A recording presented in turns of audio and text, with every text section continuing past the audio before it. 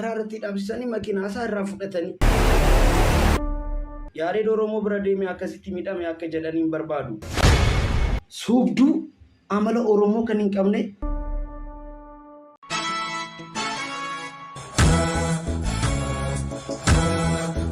Yoyyaa harka fuunee akkam jirtu maatii yoyyaa Times naa keessanii gaarras viidiyoo kan biraa wajji deemneetu jira jechuudha. Viidiyoon isiniif qabadhee dhaadhe immoo waa'ee miidiyaa F5 yookaan Finfinnee Integrated Broadcast diigamuu fi akkasumas aartistoonni Oromoo kanneen akka Itti Qaalijaareed Kabbitoo fa'aa qarshii baay'ee saamamaniitu jiru jechuudha. Dhugaan isaanii jalaa cabeetu jira. Egaa isa qabadhee isiniif dhiyaadheetiin jira.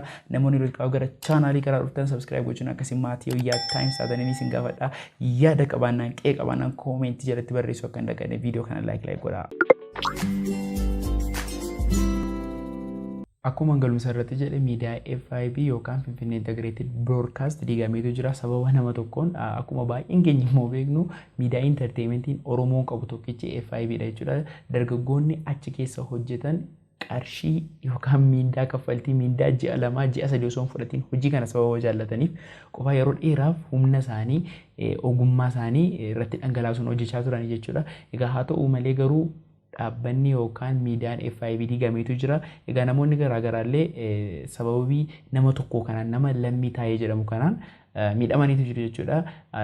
Namoonni miidhaman kun eenyu fa'i kan jedhu akkuma isinitti hime Itti Qaaxafarii qarshii miiliyoona 1 ol kan namtichi kun jalaa fudhatee badee akkasumas immoo aartistoonni miidhaman eenyu fa'aadha kan jedhu masarata dhaabaan poost gooteetu jechuudha. Qarshii isaan miidhamanii wajjiniin isaan sinii dubbisa. Qarshii miiliyoona 1 Itti Qaaxafariin sababa konkolaataan jedhuun qarshii miiliyoona 1 ol jalaa fudhatameetu jira jechuudha. Har'a dhuguma qarshii miiliyoona 1 konkolaataan bituu danda'a waan biraadha. Egaa waa'ee kana diiteelii Lijaarii dubbateetu jira jechuudha. Isa viidiyoo isiniif qabadheera. Isa gara boodaarra kanan isinii waliin ilaallu jechuudha lama taane.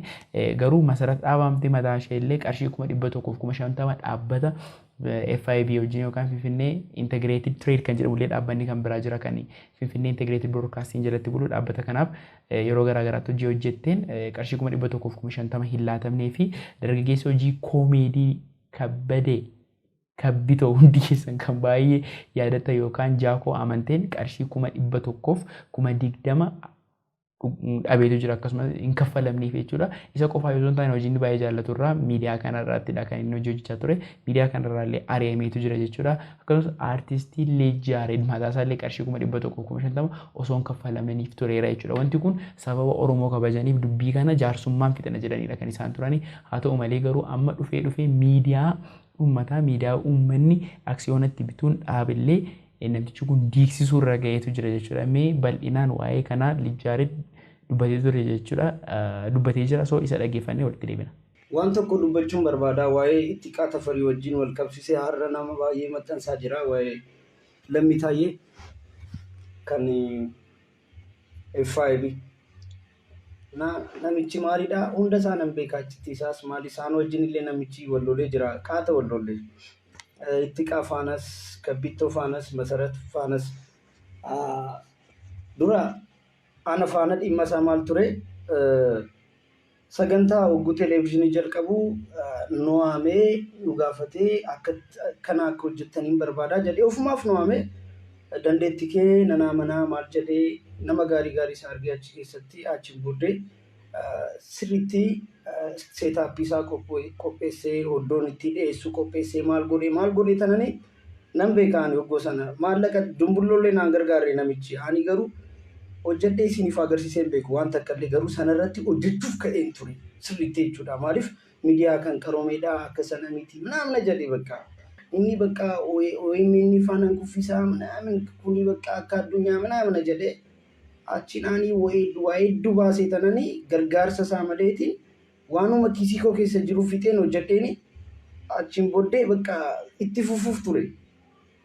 Waltajjiillee hojjedhee fi kaffaltii tokkollee naan kennine namichi maal jedhaa bakka saaksii baay'isaa boruu akkas qabnaa abdii qabnaa manaaman inni qotee bulaa gowwoomsee maal ani garuu hojii tokko hojjedhee tananii nan dhaabe maaliif isti maal hojjettee borummoo maal hojjettaa waan boru hojjettu immoo laaluu barbaannaa kan hojjedhu ammaaf naan jedhe toleen jedheeni akka mukaraa laaluu barbaade inde ana mukaraa laala ani ko akka Itoophiyaan beekama ani isaan dhufee malee jarri jechuudha habashoonni harka koo dhungatanii na hojjisiisu. Kabbittoo isa bira hojjetee kabbittoo baay'ee hojjetee birrii dhorke. Masarat dhaabaas akkasuma ijoollee baay'ee warri kaameera hojjetanii maali namichi bakka. Garuu nuti kan isaa asoofnee hin beeknu. Maaliif nama keenya akkamitti dabarsine kennaa jenne. Itti qaan akkamitti maal jenne kana mallattee maxxansinaa Yaareed akkamitti waa'ee isaanii dhibe. Itti qaarratti amma namni akkasitti wannoo hattuu itti ta'a. Mucaa kana koo kan qabsaati. Isayyuu gana itti qaa sodaachisuu barbaada. Itti qaa tafarii hiriyaa koo qofa miti obboleessa kooti. Baay'ee wal jaalannaa namni kan natti amanu isa tokko itti qaa tafariiti. Sirriitti dandeetti koo natti amana. Sirriitti sana amana. Ammallee bu'aa libirraa Dirreedawaa geenyu Dirreedawaa deemnu imeeli kee qofa naa ergi jedhee gara 7,000tti isatu tikeettii muree achiin naa erge tekstiidhaan. Maali itti qaa? Bakka siif mureen jira tikeettii hin deemnaa boru. Maaliif kisi kee keessa baastee murtee itti qaanii muruu bannaati mana. Yaareedoo kaan isii bukkeen jira. Obboleessa kooti. Hiriyaa koo qofa miti nama gaariidha. Inni afaan baasellee akkas dubbachuu hin danda'u. Sanaaf callise yeroo baay'eetiin. Garuu namichi kana waa'ee isaa yoo wannoo jenne Oromoo waan ta'eef waan baay'ee dhoksineef garuu ijoollee miidhe Oromoon manatti miidhamaa callisee jechuudha. Waan biraa isarraa barbaannee miti. Waan biraa maal miti. Itti qaadhaaf amma makiinaa hin gurgureef. Makiinaa kan inni gurgureef makiinaa kan rakkoo qabuti makiinaan isaa. Xaaxaa baay'ee qaba. Itti qaan immoo yeroo sana kan qabu isaaf laatee makiinaa kana fudhate. Achiin booddee guyyaa sanallee naa bilbilee ture. Achi tiraafikoonni maali makiinaa isaa rakkoo waan qabuuf itti qaa karaa irratti dhaabsisanii. Amma itti qaadhaaf maal itti fakkaata? Mucaan qabsoo irra jira sira. Durallee jechuun nama hedduutu isa wannoo hin jedhu. Mucaaf fakkeessus hin beeku maalis hin beeku dhiira goota itti qaa tafarii. Sirriitti jijjiirama guddaa kan fideedha. Nama kabajamaadha. Amma tiraafikoonni maalinni poolisoonni karaa irratti hogguu dhaabsisanii mucaa sana waan biraatti fakkaate waan siyaasa wajjin wal qabatee itti fakkaate na karaa irratti dhaabsisanii makiinaa isaa irraa fudhatanii nama qaaneessisa. Yeroon keenya Oromoon akkasii jenna. Garuu itti qaan immoo namallee ol jedhee hin laalu. Hojiidhaan hojiisaa hojjetaa nama qaroomeedha. Mana isaallee taa'ee yuutuubii fa'aa maal fa'aa kompiitara fa'aa arreenjimentii fa'aa maal fa'aa of barsiisaa. Mucaa gaariidha. Baay'ee wal jaalannaa. Baay'ee hiriyaa koomiti. Obboleessa kooti itti qaa tafarii. Isa gowwoomse. Achiin itti engaddaa isaa ture Dirreedawaatti. Namichi kun suni akkam godhe itti qaa waa'ee makiinaa jennaan cheekii barreessee naa kenneera. Cheekii sana immoo dura natti himee ture. Cheekii sana barreessee jiraa fi achiin itti qaa sababa itti qaatiin inni hidhame namichi. Achiin Jaamboo Jootee fi artisti Jaamboo Jootee fi artisti Galaanaa Garoomsaa immoo jaarsummaa waa'ee isaa jaarsummaattiin qabatanii namichi bakka cheekii mallatteessee fi hin ba'e guyyaa kana nan kaffalaa jedhe. Achi namichi kana gara Keeniyaa ba'e daangaadhaan jechuudha. Itti qaa akkam ta'e jedhee gaafannaan dheengadda namichi koo daangaadhaan ba'ee jiraan Yaareed maal gochuu hin danda'a. Itti qaa immoo nama akkas jedhee dubbatu miti. Eessaa fida mucaan kun maallaqa kana miiliyoona 1.5 baase yeroo sana immoo makiinaan isaa gatii isaa akkasi. Isayyuu maallaquma sana deebisuuf ture. Maallaqa sanaan immoo amma itti qaa makiinaa bitachuu hin danda'u. Isiniif galee jira miti. Isayyuu maallaqni isaallee cheekii kan soba mallatteessee fi hin ba'e namichi daangaadhaan. Ijoollee baay'ee jiru kan beeku kan isa bira bahanii jechuudha. Anillee feesbuukiidhaan sirriitti arrabseen jira. Durayyuu ani sababa kootiin arrabseen ture. Yaareed kun peejii keetiin aan jedhe afaan Amaariffaatiin wal barreessine. Amma isa yoo maxxanse jarri baay'ee waan nu hordoftuuf icciti koo hin laalti. Yaareed Oromoo bira deemee akkasitti miidhame akka jedhaniin barbaadu. Sanaaf jedhee teekstii keenyaa waliin bakka barreessee poostii hin godhu. Yoo poostii godhee bakka jarri hin gammadu. Oromoo biras deemtee Oromoo akkasitti si'aachi barabbaree sitti taphatee naan jedhu. Isaan akkanatu karaa bana waan hedduutiif jechuudha.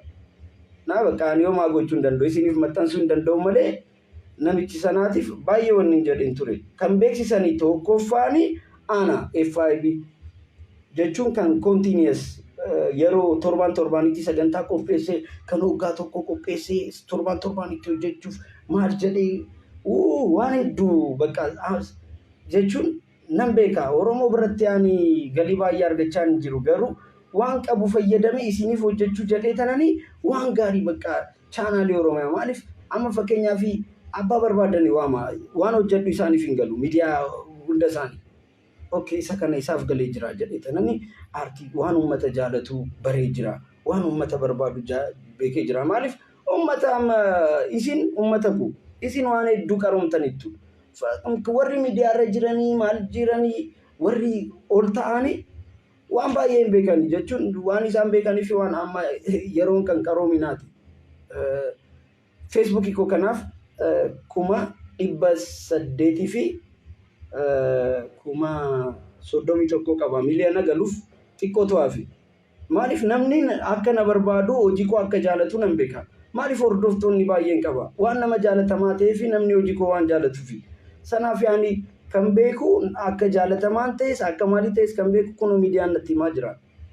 Sanaaf warri miidiyaarra jiran immoo isaaniif hin galu. Bakka jechuun yeroo tokko umriidhaanis hogguu ta'anii qaroominaanis maalis kan muuxannoo ta'utu achi taa'uu qaba.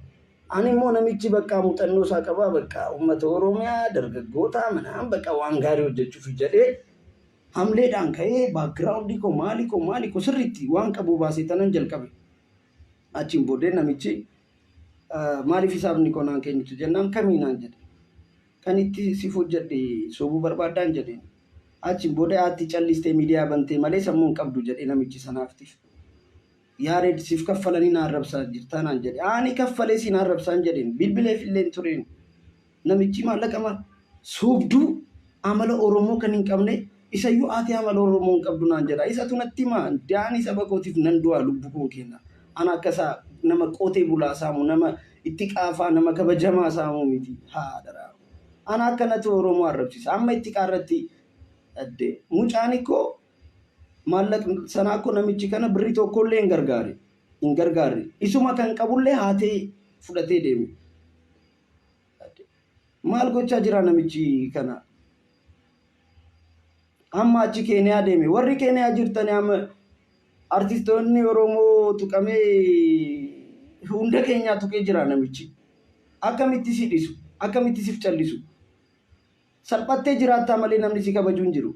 Waan FIB miidiyaa qabduuf maqaa keenya balleessuuf namni eessatti si beekaa namni nu beekaa malee miidiyaa kee beekamaa malee ko namni si beeku hin jiru. Of jejja isayyuu amma baqqaatii wannoo miidiyaa kan qabsoo bantee bakka uummata Oromoo mudii qabsootiin saamuuf kaza mootummaa kana hin ta'u jettee manaaman bakka achiin manaamana jettee isa hundumtuu sirratti beeka jechuun mudii qabsootiin uummata keetii jechuun qabsoo isaallee jijjiiruu qabda, araarsuu qabda, waan hedduu yaaluu qabda.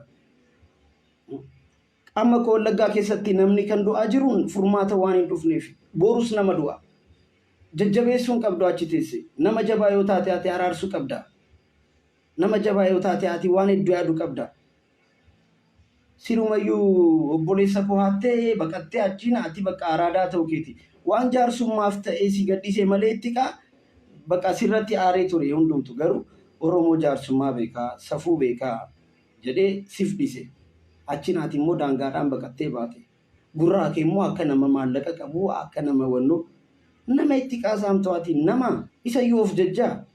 Isayyuu Jawaar tuffattee miidiyaa OMN nan kuffisaa miidiyaan gaariin jiru namni uummata kanatu kunoo siif himne eenyutu si dhagaa kana booddee nuti koo Facebook keenyaallee miidiyaa kee caalaa nama hordoftoota qaba. FIB tu caalaa moo kan koo kan nama dhuunfaa chaanaa FB isaa caalaa. Akka of hin jajina isin caala nuti humna qabna. Namni immoo kan nu hordofu baay'eedha, kan nu jaalatu baay'eedha. Amma kan haasaa jirru uummata keenyaa kana miidhamnee nu gargaaraa jechuuf miti. Itti kan sana aaree dubbate kana na gargaaraa kana naaf godhaa jechuuf miti. Aareen natti hime mucaan naa bilbilee yaaree namichi akkas naaf godhe akkatti natti taphatee jira ilaa akkas ani baay'een aaree baay'een aaree bakka yaadaan ture maal goonaa jechuun bakka itti qaan immoo dhokatee deemaa namni nama ol jedhe ilaalu miti nama kabaja qabuuti ana akkasaa itti qaa guyyaa tokkootiin ana akkasaa nama afur hojjechuu danda'a. Eessayyuu walitti hin dhufane amma inni itti qaa kan gowwoomse itti fakkaachuu danda'a. Garuu sababa jaarsummaatiin akka Oromoo araaramanii sanaaf jedhee dhiise. Kanaaf namichi kana oddoo deemeyyuu Oromummaa hin beeku uummata koo. Hin argitu sirriitti hin beektu. Istii miidiyaa isaa itti fufee wannoo godhu agowwoomsu boru. Egaa akkuma dhaggeeffannee walitti deebine jechuudha. Haala baay'ee nama gaddisiisuun namni itti gaafatamummaan hin dhaga'amne namni akkasii miidiyaa kana diigeetu jira. Namoota dhuunfaa garaagaraa miidheetu jira. Artistoota illee miidheetu jira. Gaazexeessota FIB keessa hojjetan illee miidheetu jira jechuudha. Egaa amma kan inni jiru Keeniyaa keessadha.